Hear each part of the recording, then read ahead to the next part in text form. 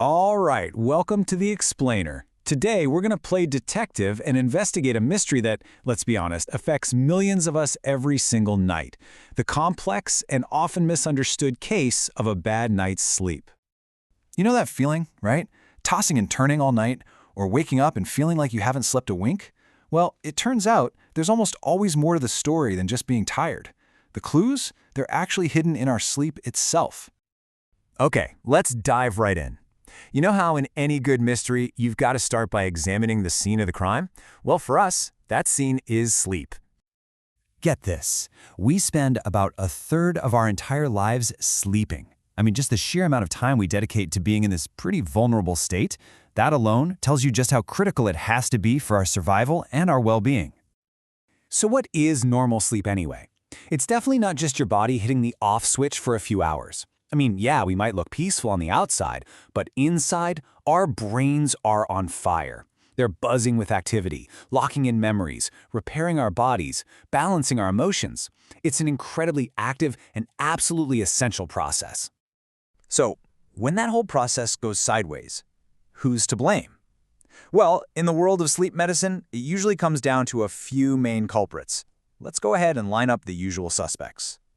You know, it's interesting. When you really break it down, most sleep complaints fall into one of three big categories. And the way we tell them apart, it's not some complex brain scan. It's actually just by listening to what people tell us about what they're going through. Okay, first up, we've got the insomnias. This is probably the one you've heard of. These are the disorders where you're just not getting enough sleep. The classic complaint, right? I lie awake for hours, my mind just will not shut off. It's that racing mind that just refuses to power down.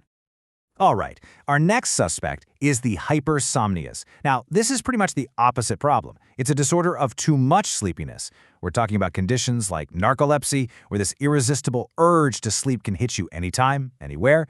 It leaves you feeling completely exhausted no matter how many hours you think you're getting at night. And then we get to the parasomnias. And these are the really strange events that can happen while we're asleep. This category is a grab bag of weirdness. It covers everything from sleepwalking and night terrors to this really fascinating condition called REM sleep behavior disorder. That's where the brain's normal paralysis system kind of fails during dreams, and people start physically acting them out. So you might be wondering, with all these different culprits, how does a sleep specialist actually crack the case? You'd probably think it involves a ton of complicated machines and wires, right? But honestly, the most powerful tool is way simpler. It's just asking a series of very specific questions. No, really. That's it. More often than not, the right diagnosis isn't found in some high-tech lab test. It's found just by listening really carefully and asking the right questions. The patient's own story, that's what holds all the key clues to solving the mystery.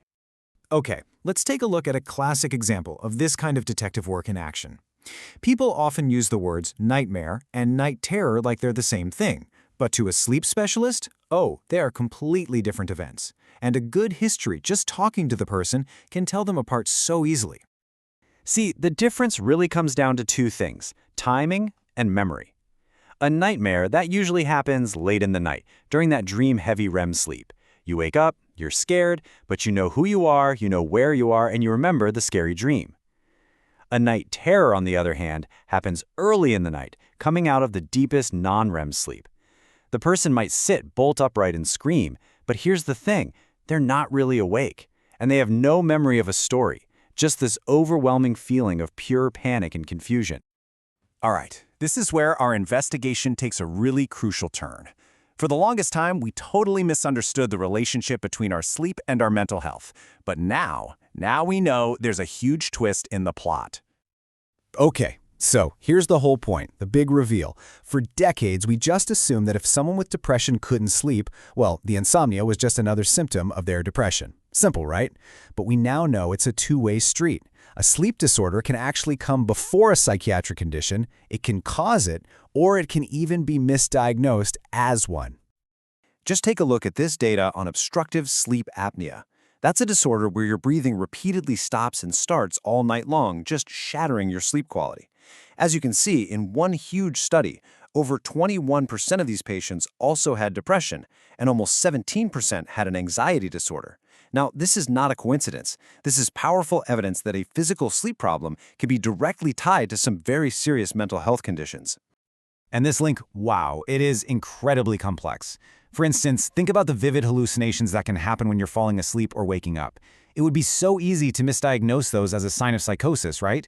But in reality, they might just be a symptom of a sleep disorder like narcolepsy.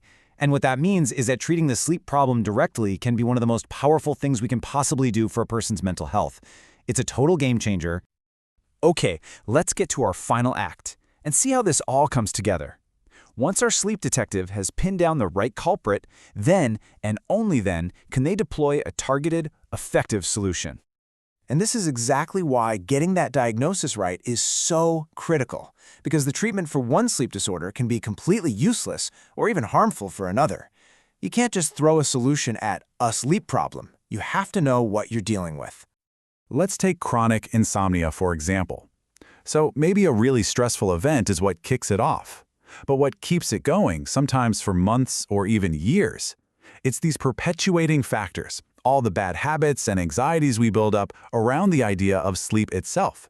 We start to associate our own bed with frustration and being wide awake. And that is precisely what the best treatments like cognitive behavioral therapy for insomnia are designed to fix. So you see, a patient whose insomnia is being driven by these behaviors, they need targeted therapy, not just a sleeping pill.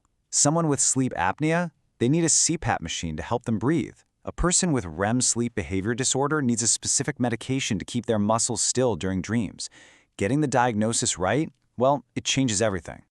So really, the biggest takeaway here is this. By actually investigating and treating sleep disorders as the unique, important conditions that they are, we're not just helping someone feel a little less tired. No way! We are opening up a powerful new path to supporting their entire physical and mental well-being. And all of this leaves us with one final thought.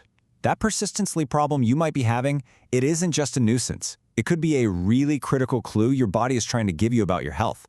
And that's a mystery that is always, always worth investigating.